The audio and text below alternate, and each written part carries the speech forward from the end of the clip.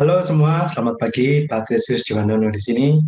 Selamat tersesat ke channel saya, namun saya berjanji saya malah akan menyesatkan Anda ke jalan yang lebih baik. Ya.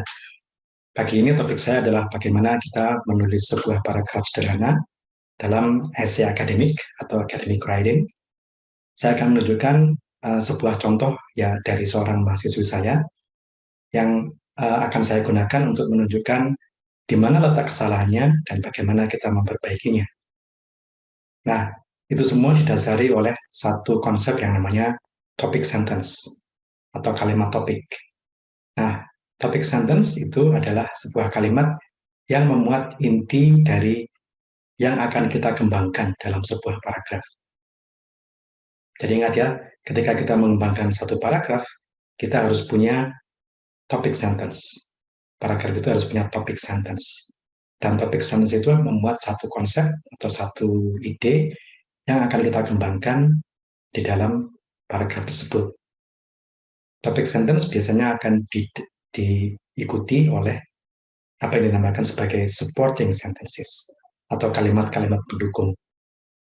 Nah, kalimat-kalimat pendukungnya ini harus relevan, harus terkait dengan topic sentence tersebut. Jangan sampai kalimat berikutnya setelah topic sentence justru menyimpang dari topic sentence tersebut, justru bicara tentang hal yang lain. Ya. Nah, kalau sudah seperti itu, maka bisa dipastikan paragraf Anda akan sulit diikuti, sulit dipahami. Kalau kita sudah bisa menuliskan topic sentence dengan baik, kemudian kita bisa menuliskan kalimat-kalimat berikutnya yang mengarah atau terkait dengan topic sentence itu, maka dipastikan bahwa paragraf kita akan mudah dipahami, mudah dibaca oleh orang lain. Yang akan saya tunjukkan adalah contoh dari sebuah tulisan yang topiknya menyimpang. Setelah topik sentence, kemudian ada topik yang lain lagi. Setelah itu topik sentence-nya juga terlalu panjang. Kalau topik sentence terlalu panjang, makin banyak ide yang harus dikembangkan, sehingga makin sulit kita mengembangkan paragraf itu. Saya akan menunjukkan bagaimana kita memperbaiki kesalahan-kesalahan seperti itu. Mari kita simak sajian saya. Ya, ini adalah contoh dari sebuah paragraf yang buruk. Kita lihat di sini, dimulai dengan sebuah topic sentence. Ya. Listening is one of the most important aspects in learning English. Oke, jadi pembelajar ini atau murid ini membuka paragrafnya dengan sebuah topic sentence. Ya, perhatikan bahwa pada topic sentence itu yang menjadi penekanan yang akan dikembangkan adalah the most important aspects. Ini yang saya beri cetak tebal ini. Ini adalah yang akan dikembangkan. Namun ketika kita perhatikan kalimat berikutnya, maka kalimat berikutnya ini ternyata tidak nyambung. Ya. English as an international language is spoken by people. Nah, di sini terkesan sekali antara topic sentence dengan kalimat berikutnya itu tidak nyambung. Ya, kalau penyambung ya harus dicari di mana ya kira-kira hubungannya. Ya, di sini berbicara tentang kemampuan menyimak, di sini tahu-tahu berbicara tentang bahasa Inggris sebagai bahasa internasional. Ya. Nah, jadi di sini kita bisa menarik satu pelajaran bahwa kalau kita merumuskan satu topik sentence atau kalimat utama, maka kalimat berikutnya itu harus mendukung topik sentence tersebut. Atau kalimat berikutnya harus relevan, harus terkait dengan topik sentence yang sudah kita tuliskan di awal tadi.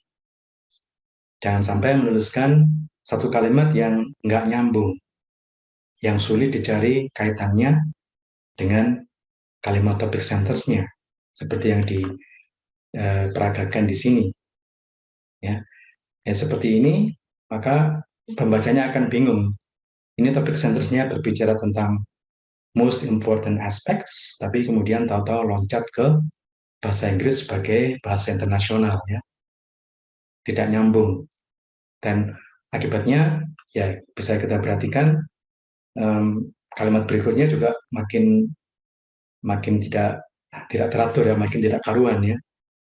Dia menulis listening can also help improve the learner's listening skills dan sebagainya. Nah, ini yang saya cetak tebal itu adalah kalimat-kalimat atau hal-hal yang sebenarnya menjadi inti dan harus dikembangkan. Ketika kita masuk pada topik centers-nya, kita mendapatkan kesan bahwa yang menjadi penekanan utama adalah most important aspects. Tapi kemudian di sini, di kalimat ketiga, ada hal-hal yang juga menjadi penekanan utama yang saya beri cetak tebal ini. Ya, dengan banyaknya penekanan utama seperti ini, maka ya paragraf ini menjadi terlalu padat. Ya, pertama dia tidak nyambung dengan kalimat keduanya, topik centersnya tidak nyambung dengan kalimat keduanya. Yang kedua, ada banyak sekali hal yang harus dijelaskan dalam satu paragraf ini, hingga menjadi terlalu berat. Ya, bukan cuma terlalu berat, tapi ketika diteruskan, ya makin alurnya makin tidak bisa mudah dipahami. Ya, nah saya berikan improved versionnya. Saya tuliskan paragraf yang lebih baik. Listening is one of the most important aspects in learning English. This is the topic sentence. Ini sekarang menjadi topic sentence-nya. Perhatikan bahwa the most important aspects menjadi hal yang ingin dikembangkan di sini. Ya, maka kalimat berikutnya akan sangat terkait dengan kalimat ini. Kita perhatikan ya. By listening, learners build the structure of English language silently in their mind. Ya kan? Kalimat yang ini kalau kita perhatikan itu akan nyambung atau terkait dengan kalimat topiknya. Kalimat topiknya berbicara tentang listening sebagai satu aspek yang paling penting. Kalimat kedua membuktikan hal itu atau mendukung hal itu. Perhatikan kalimat kedua mengatakan dengan melalui listening maka siswa atau pembelajar bisa membangun struktur bahasa Inggris di dalam benak mereka. Itulah sebabnya listening menjadi salah satu aspek yang paling penting, ya kan? Berikutnya, listening also helps learners pay attention to pronunciation. Maaf ada salah kata di sini. Intonation and the stress patterns in spoken English. Ya, sekali lagi, ini juga terkait dengan topic sentence-nya. Ini mengatakan bahwa kegiatan menyimak itu juga membantu siswa untuk memperhatikan aspek pengucapan, intonasi, dan pola tekanan dalam ujaran atau dalam bahasa Inggris lisan. Ya, sekali lagi ini terkait dengan kalimat topiknya atau topik sentence-nya. Ya, jadi di sini kita belajar bahwa pada setiap paragraf itu harus ada topik sentence-nya. Topik sentence-nya harus memuat satu ide tunggal yang mau dikembangkan. Ya, dalam hal ini adalah yang saya cetak tebal ini. Kemudian kalimat-kalimat berikutnya atau kalimat pendukungnya itu harus terkait ke sana, harus terkait ke topik sentence-nya. Oke, itu pelajaran pertama ya. Yang kedua, ini masih oleh murid yang sama, oleh mahasiswa saya yang sama, dia menulis seperti ini. Ya. Perhatikan bahwa kata-kata yang saya cetak tebal itu adalah hal yang menjadi penekanan di tulisannya dan itu harus dikembangkan lebih lanjut. Ya. Kalau kita perhatikan, kalimat topiknya terlalu panjang. Ya, perhatikan. Listening subject is provided as one of the compulsory subjects to the learner's English study program at university level in order to help them improving their English skill in terms of having a good ability in comprehending spoken information delivered by native or native. Wah, panjang sekali. Ya, saking panjangnya ini memuat banyak sekali hal-hal yang harus dikembangkan. Saking panjangnya maka banyak sekali hal yang menjadi penekanannya dan oleh karena itu kalau kita mau mengembangkannya itu akan menjadi sulit karena setiap yang dicetak tebal itu harus dikembangkan masing-masing. Dan kalau itu dimuat dalam satu paragraf itu hasilnya sudah akan sangat sulit dipahami ya karena terlalu padatnya informasi yang harus dikembangkan. Ya, jadi pelajaran yang kedua adalah jangan merumuskan topik sentence dengan terlalu panjang. Semakin panjang topik sentence itu, semakin banyak ide yang harus dikembangkan. Dan semakin banyak ide yang harus dikembangkan dalam satu paragraf, itu semakin sulit paragraf itu akan dipahami. Karena masing-masing harus dikembangkan sehingga sangat padat dan menjadi sulit untuk diikuti. Ya. Kemudian perhatikan kalimat kedua. Despite of having long-term English learning experiences and easier access of learning sources, the learners seem still having hindrances in listening comprehension skill. Sekali lagi ini tidak nyambung dengan topik sentence-nya. Ya. Ini seharusnya bisa menjadi paragraf yang baru. Ya, jadi dalam menulis sebuah esai akademik itu kita harus belajar satu paragraf untuk satu ide atau beberapa paragraf untuk satu topik tertentu. Kalau kita ingin bicara tentang topik lain, maka kita harus menulisnya di paragraf yang baru. Jangan semua gagasan utama ditumpuk dalam satu paragraf. Jadinya akan sangat sulit dipahami.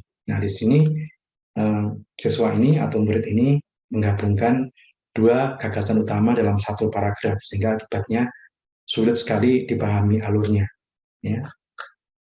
Nah, sekarang saya berikan versi yang lebih benar. Jadi, kita perhatikan di sini, listening course is intended to help learners comprehend information delivered by English native speakers in various contexts of communication. Nah, sekarang ini menjadi lebih pendek, ya kan, bandingkan dengan yang ini. Panjang sekali, ya. Nah, di sini menjadi lebih pendek, dan kita tahu sekarang bahwa penekanannya adalah pada bagaimana listening itu membantu pembelajar untuk memahami informasi dari penutur asli bahasa Inggris di dalam konteks yang bermacam-macam, various context of communication. Nah, kemudian kalimat berikutnya harus terkait dengan kalimat utama tadi. Ya, jadi, some listening materials teach the learners to understand informal dialogue. Ya kan, ini kan terkait dengan topik sentence-nya, ini berbicara tentang konteks informal dialogue, ya kan. Kemudian some others teach them to understand formal speeches. Ini juga masih terkait dengan kalimat utamanya. Dia sekarang konteksnya adalah pada konteks pidato formal. And some of them are designed to teach them to listen and respond immediately. Ini juga merupakan konteks komunikasi tadi. Ya, jadi ketika kalimat ini itu mendukung topik sentence yang tadi sudah disebutkan di awal paragraf. Jadi tidak menyimpang ke sana kemari atau bahkan memuat ide baru, tapi dia mendukung kalimat topik atau topik sentence yang sudah kita tulis. Ya. Nah, kemudian kalau kita masih ingin membuat gagasan yang baru, maka kita bisa menuliskannya dalam paragraf yang baru, yang berikutnya. Ya, di sini tadi yang hasilnya dari sini itu kemudian saya taruh di dalam paragraf yang baru. Paragraf baru akan berbicara tentang hal yang baru. Di sini tentang hindrances, ya, kesulitan-kesulitan atau masalah yang dihadapi oleh pembelajar ketika mengikuti listening comprehension. Di sini hindrances. Kalau perlu saya kasih cetak tebal. Ya, oke. Di sini kita berbicara tentang kendala-kendala apa yang dialami oleh siswa ketika mempelajari listening comprehension. Oke. Nah, jadi itulah sekilas tentang bagaimana kita bisa menghindari kesalahan-kesalahan dalam mengembangkan sebuah topik sentence. Ingat bahwa topik sentence itu memuat satu ide yang kemudian dikembangkan dalam satu paragraf, sehingga kalimat-kalimat setelah topik sentence itu harus relevan, harus terkait dengan topik sentence tadi. Yang kedua, jangan membuat topik sentence yang terlalu panjang.